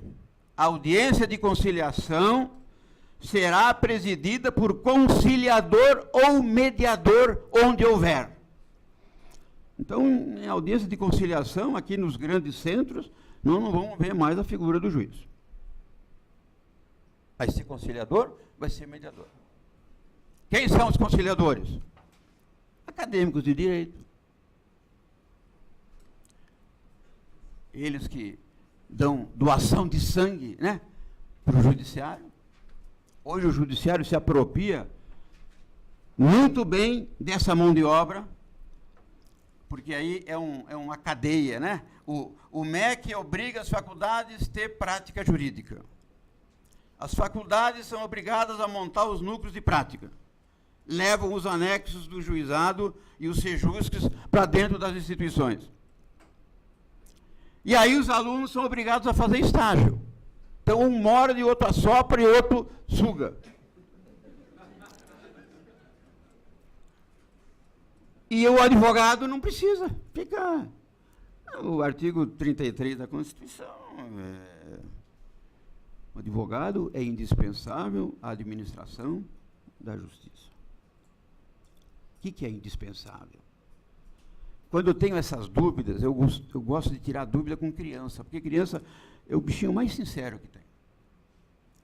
Aí você pergunta para uma criança de 10 anos, leia o artigo 33 da Constituição. O advogado é indispensável. O que uma criança de 10 anos fala para nós? Você está tirando uma onda com a minha cara? Não. Quero opinião sincera. Se é indispensável, não pode faltar. O STF não achou isso. E aí o mercado nosso não é corporativismo. No juizado especial, não adianta chamar o advogado para recurso. O que nós fazemos no recurso? O recurso não pode alterar o pedido, não pode produzir prova nova. Não. Para recurso tem que ter a presença do advogado. Então parece que fizeram um negócio para não usar. Porque se nós não podemos fazer milagre, para que nós somos chamados no recurso? Então, se tivermos conciliadores ou mediadores treinados, habilitados, motivados, e a motivação, idealismo, todo mundo tem. Eu tenho certeza que nesta mesa aqui, nós temos exemplos de idealismo puro. Nós estamos aqui, eu estou aqui pelo prazer de estar aqui. E tenho certeza que os demais a mesma coisa. Mas no dia a dia, nem todo mundo pensa assim. Se não tiver uma motivação econômica, porque o mediador todo dia vai ter que ir para o fórum. Ele vai gastar gasolina, estacionamento é um absurdo, os fóruns não oferecem um café, nem água tem mais.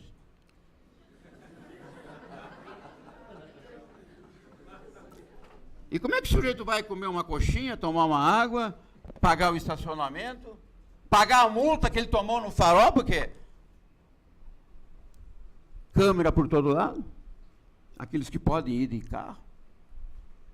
Então, vai funcionar se o conciliador tiver treinamento e motivação. Porque juiz não vai aparecer mais em sala de audiência. Eles já não parecem hoje, que são obrigados, imagina no futuro. E aí o código ainda traz mais uma coisa. Possibilidade de haver mais de uma sessão de conciliação ou mediação. Acho que na área de família, né, doutor Nelson, talvez isso possa funcionar, né? Não, às vezes está se brigando por pouca coisa. Então vamos suspender, vamos dar uma pensada, né? Vamos tomar uma Kaiser. Nada contra... Eu sou careca e baixinho, mas não tem nada a ver com aquele baixinho da casa lá. Então, quem sabe, às vezes, um tempinho de 15, 20 dias ajude a resolver o problema. Então, é possível o mediador suspender aquela sessão e marcar uma outra em prazo não superior a 60 dias.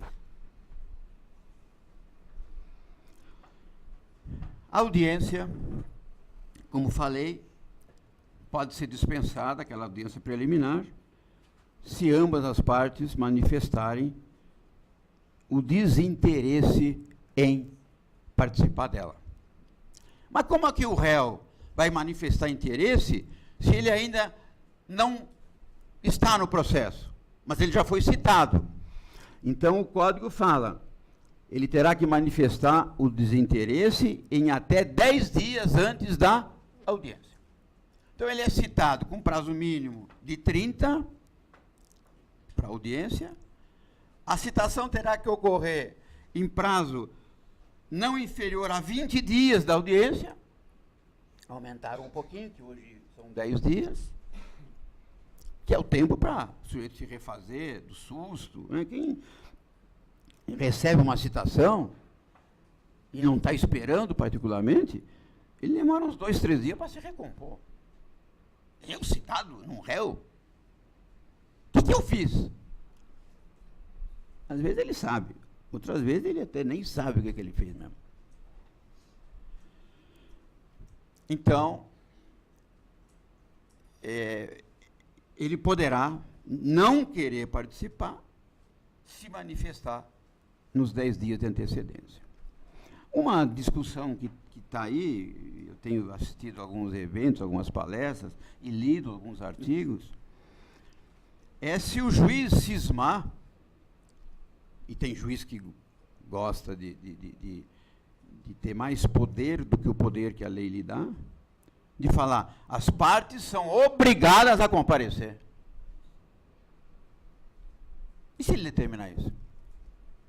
Sob pena de se constituir em ato atentatório à dignidade. Agora descobriram que a justiça tem dignidade. Então agora o negócio é perigoso.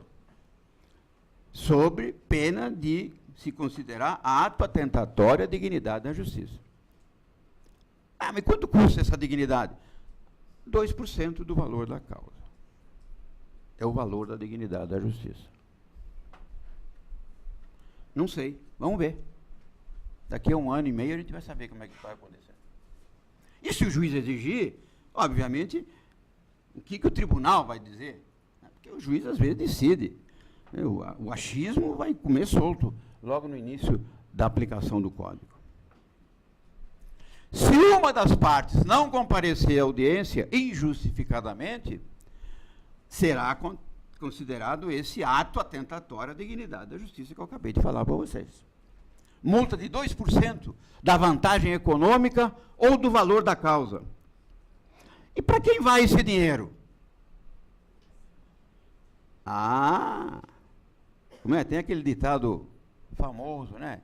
Quem parte e reparte e não fica com a melhor parte, ou é bobo ou não entende da arte. O dinheiro vai para o Estado ou para a União. Tá? A multa vai para o Estado ou para a União, Justiça Estadual, Justiça Federal.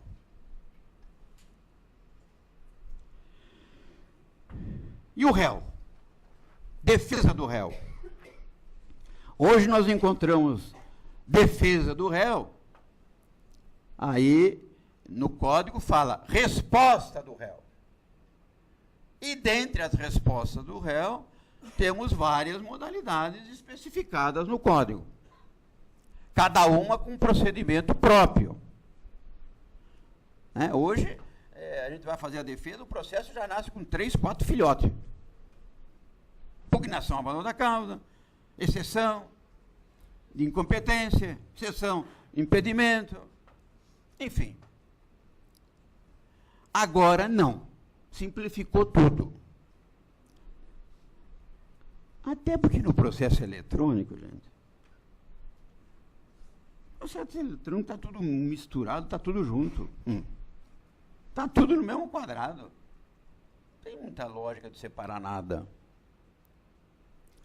Então, hoje, ao invés de resposta do réu, nós vamos ter o capítulo que fala defesa do réu, contestação.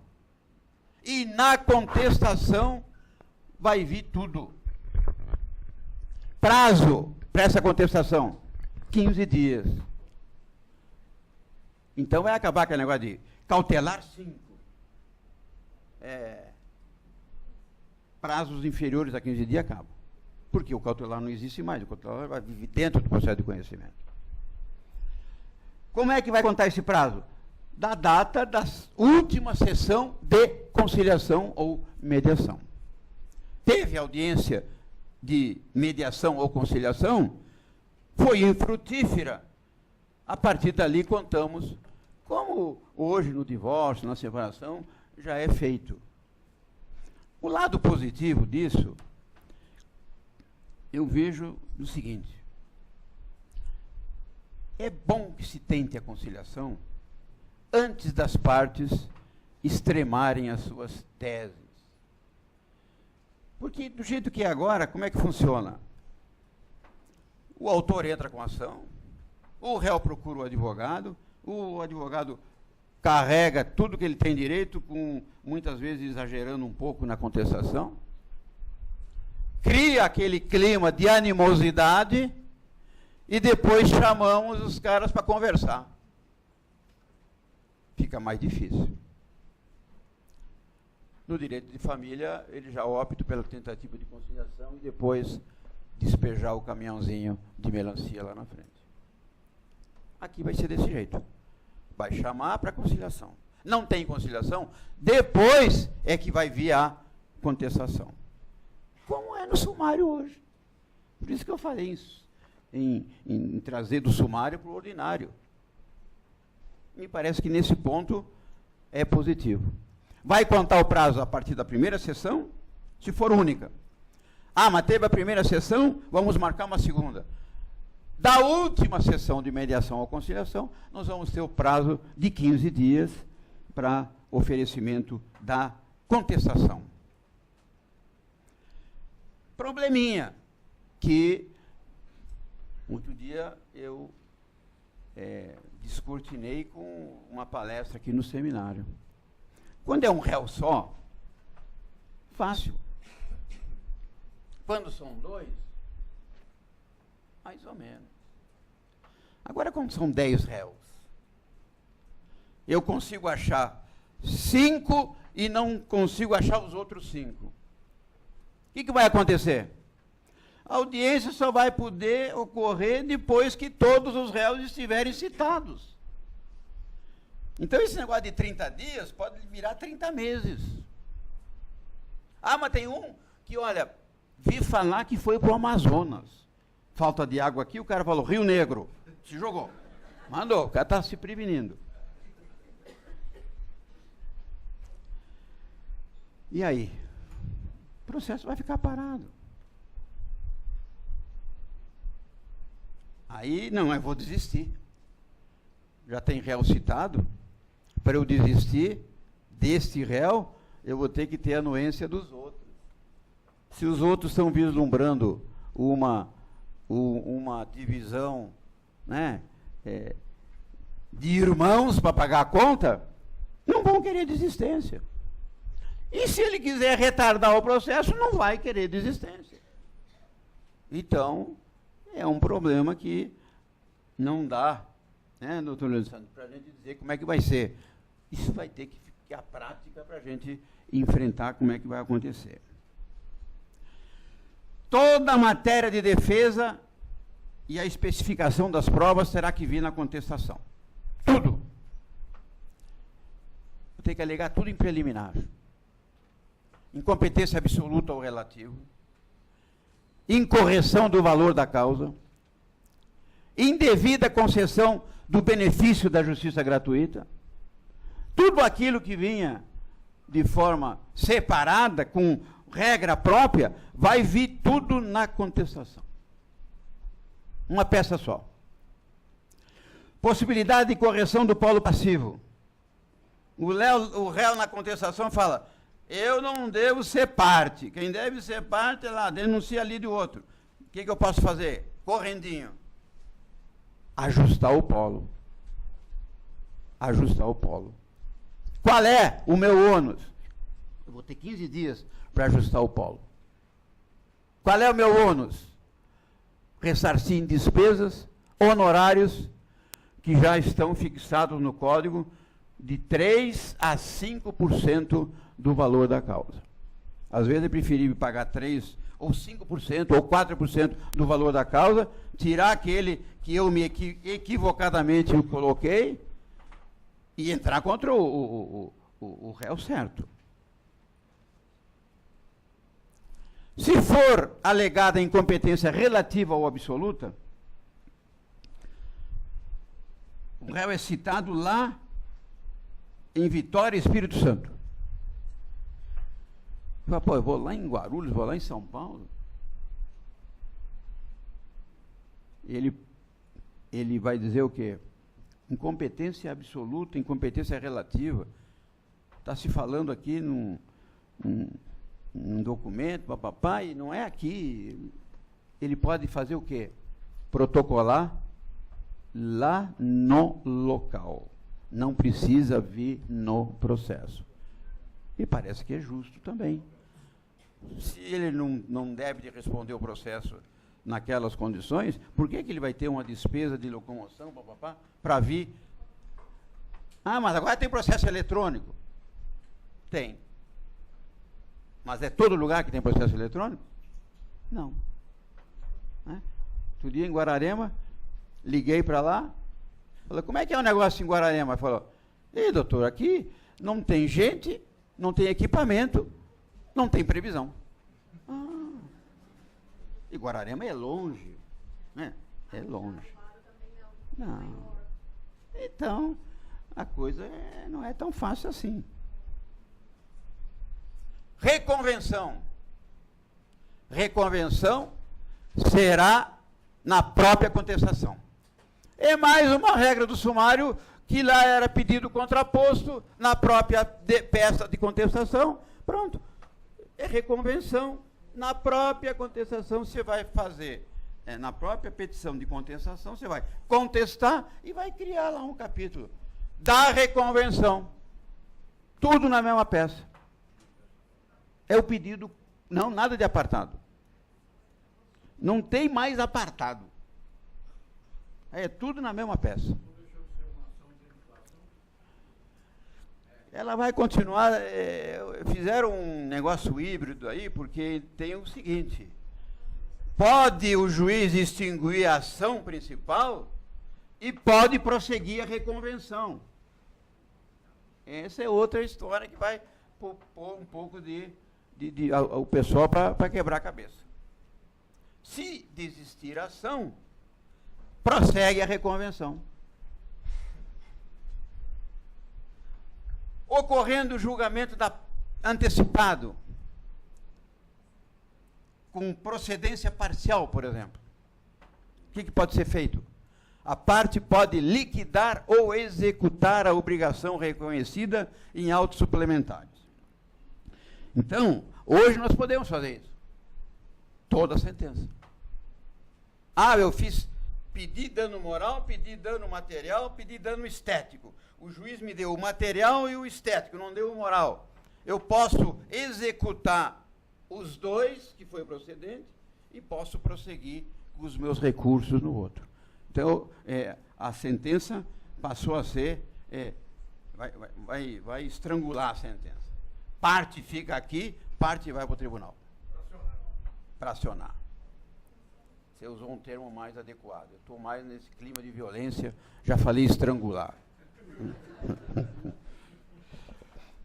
Saneamento do processo. O saneamento, que é uma outra história que hoje é totalmente mal feita. O código diz uma coisa, mas não ocorre. O que diz o saneamento hoje?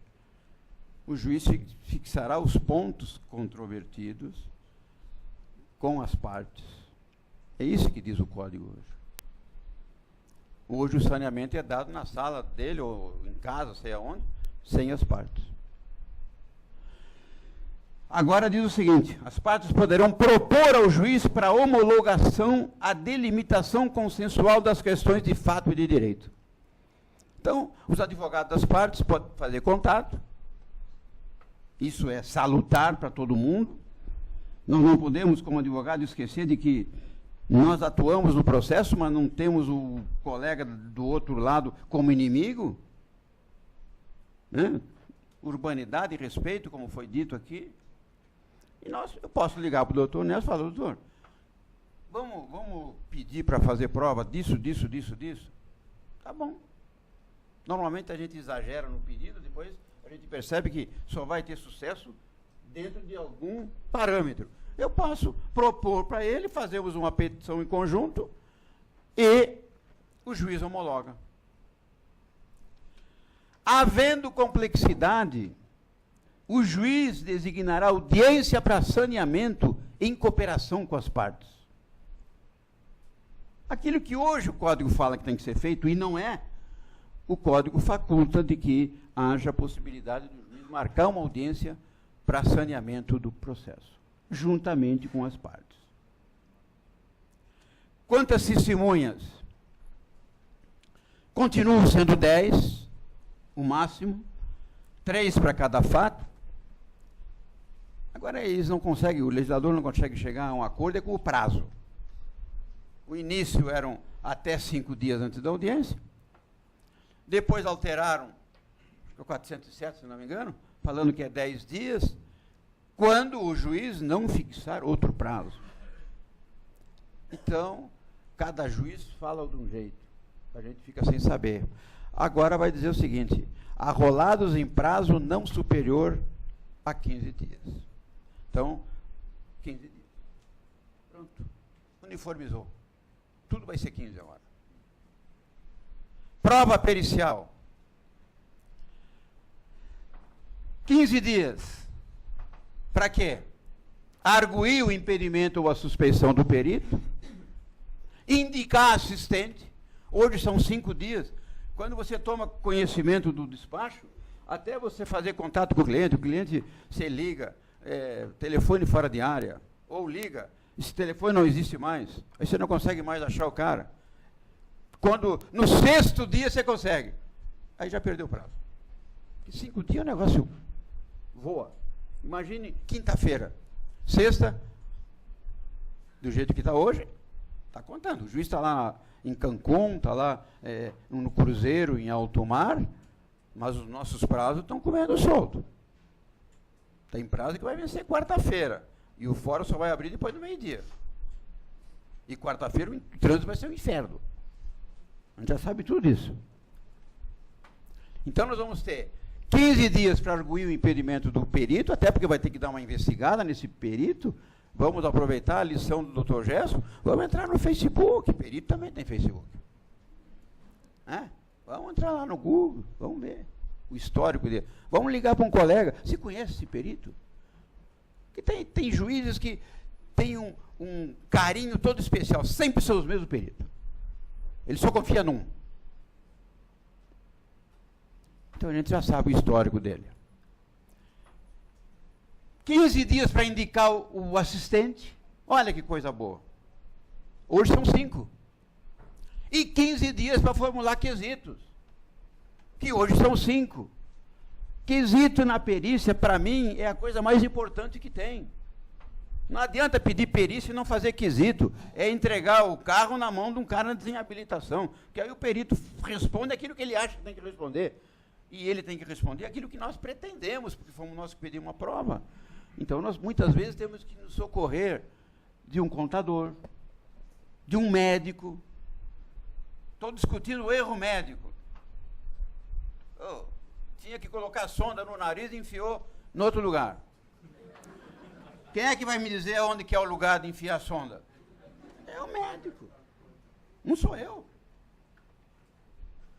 Então, 15 dias, pelo menos, para você dar uma refrescada e melhorar a situação. A audiência, estou quase terminando já, o doutor Humberto está aqui nervoso me olhando. A audiência de instrução e julgamento. Aqui tem um negócio que é... Vamos ter que ir atrás da investigação lá do Loman, lá que o doutor falou, porque agora o código fala o seguinte: o juiz terá poder de polícia. Que medo! Juiz, promotor e advogado estão no mesmo patamar. Agora nós vamos ser vigiados por um juiz que tem poder de polícia. Aí nós vamos ter que fazer a conjugação do código que ele acha que ele tem poder de polícia para fazer o que bem entende na audiência, e nós vamos ter que aprender só aquele artigo 35, não, tá? Vamos ter que aprender aquele artigo só, nem que seja só ele mesmo, o doutor Gerson já nos deu a dica e se saiu bem, né? Para poder nos defender. Gente, respeito, urbanidade, tem que ter em qualquer lugar. Não precisaria a lei dizer que tem que se tratar com urbanidade. Tem que se tratar em casa, aqui, nos eventos. É por isso que esse mundo está de cabeça para baixo. O sujeito tem que escrever que tem que ter respeito pelo outro. Agora eu vou falar só de coisa boa, para encerrar. Honorários advocatícios. Agora, claramente, são previstos para a reconvenção, no cumprimento de sentença, tanto provisória como definitiva, na execução resistida ou não, nos recursos interpostos cumulativamente. Entrou com agravo? Tanto. Entrou com apelação? Tanto. Entrou com embargo declaratório? tanto. A cada recurso, nós vamos ter a possibilidade da fixação de honorário, porque trabalhamos mais. A dificuldade vai vir de acordo com o andamento do processo. Então, a parte contrária, que hoje recorre só para ganhar tempo, que hoje recorre só para encher o saco, desculpa a expressão, mas é a verdade, vai ter que pensar 2 vezes. Vocês sabem de que hoje não existe maior investimento financeiro do que investir no Poder Judiciário. Desafio vocês a me dizer qual é o investimento financeiro que dá 1% de juros ao mês mais correção monetária. Nenhum. Então o cara joga a ação lá. Quanto tempo demorou? 10 anos. Opa! O cara não reclama. Até porque não adianta reclamar. Que bom. 120% de juros. O cara começou devendo 10 há 10 anos atrás. Tem gente aqui, algum acadêmico, pode se assustar. 10 anos? Eu tenho processo que está 19, 20, e eu não sei onde está o processo. Isso que é pior. Isso que é pior. Então, 120% de juros, mais correção monetária, dá uns 70%, 80%. Aqueles 10 vira 70%, 80%. Se deixasse o dinheiro lá na poupança, se não aparecesse um hack e tirasse o dinheiro, vai ter no máximo uns 25%. Então, e os juízes ficam com essa história. Não, mas a sentença, a execução não foi resistida, então 5% de honorários. Não, mas a execução provisória não tem honorários. E a gente fica na mão desses entendimentos. Agora não, agora está na lei. Tem honorários. Quando é vencida a fazenda pública, o que a maioria dos juízes vem com a historinha? Como fazenda pública, o dinheiro é de todos nós, então não podemos onerar o contribuinte. E aí você fica na fazenda brigando 10 anos, 15 anos, 20 anos, que é comum, aí o juiz dá 2% sobre o valor da causa. Ou então, 2 salários mínimos. Agora não. Acabou essa farra do boi.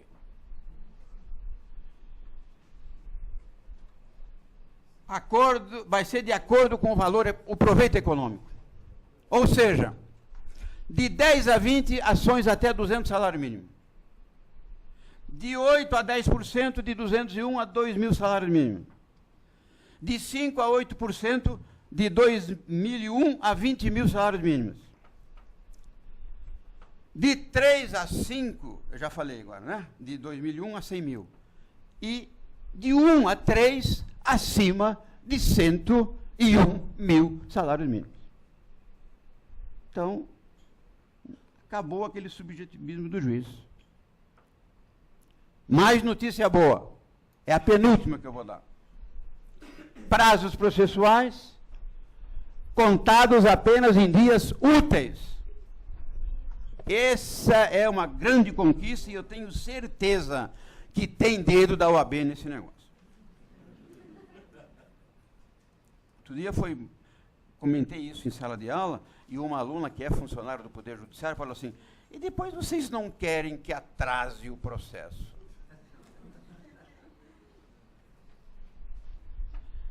Gente, se até a Bíblia prevê o dia de descanso,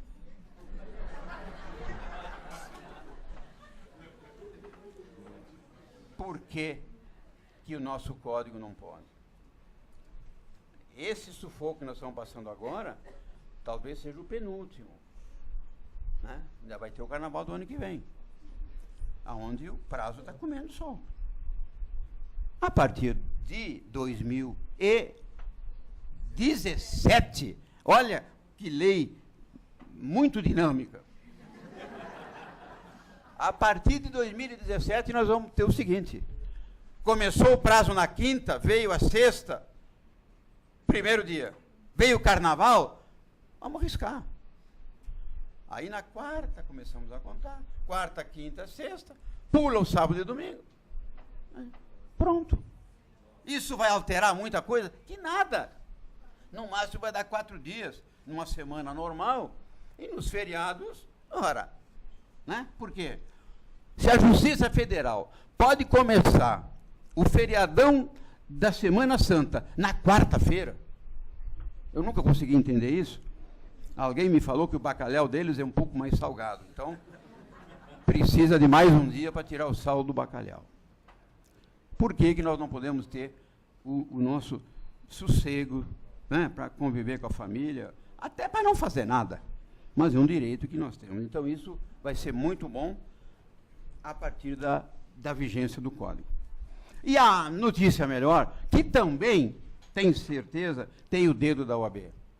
O recesso forense será de 20 de dezembro a 20 de janeiro, inclusive.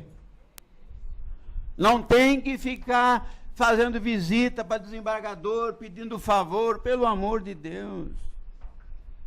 Reunir a ASP, reunir a OAB, reunir o Instituto dos Advogados. Não. Mas esse é um benefício que nós vamos ter a partir de 2017, é depois da Olimpíada. Tá? Então temos que torcer para que no ano que vem a OAB de novo, eu acho que estampado na lei, não, ninguém vai ser doido de falar, não, esse ano, como castigo, vocês vão trabalhar, não vão ter recesso. Acho que não. Tá? Mas eram essas as considerações que eu queria fazer. Lógico que tem uma dezena de outras tantas que nós vamos fazendo, vamos poder fazer através de outros encontros que certamente ocorrerão. Se mantenham ligados. Eu, particularmente, vou me permitir o seguinte. Eu tenho um site jurídico, proleges.com.br. E eu estou, a partir da semana passada, semanalmente, todo domingo, escrevendo um artigo a respeito das mudanças do novo Código.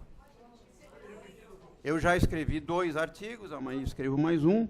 Quando chegar no final do ano, a gente vai ter praticamente tudo mais ou menos comentado.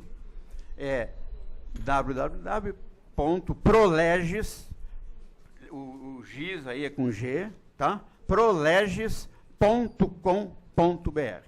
É acesso gratuito, ninguém paga nada, anda à vontade, tá? Artigos, se vocês quiserem mandar para a gente, eu vou lá ver, publicar também, tá? Eu atualizo semanalmente com as notícias mais importantes, enfim. Vai ser uma satisfação de vê-los interagindo, compartilhando, porque é uma coisa que eu faço desde 2002. Um dia um colega me falou assim, doutor, por que você não escreve? Você tem tanto material? Eu digo, eu vou escrever para passar raiva. Depois que inventaram o Xerox, acabou o direito autoral no Brasil. Então eu prefiro entregar tudo que eu escrevo, tenho muita coisa escrita, né, de graça, para não passar nervoso. Tá? Então, aí não tem nenhum problema. Então, podem acessar, e o e-mail, quem quiser esse roteiro que eu falei, me manda um e-mail para prof.clovis@terra.com.br, que aí prof de professor, né, prof.clovis, tudo minúsculo, obviamente, @terra.com.br, tá? Esse feriado de carnaval aí, aqueles que mandarem, eu já jogo esse arquivo, devolvo para vocês. Muito obrigado pela paciência, pela atenção, e ao doutor Humberto pelo convite. Obrigado.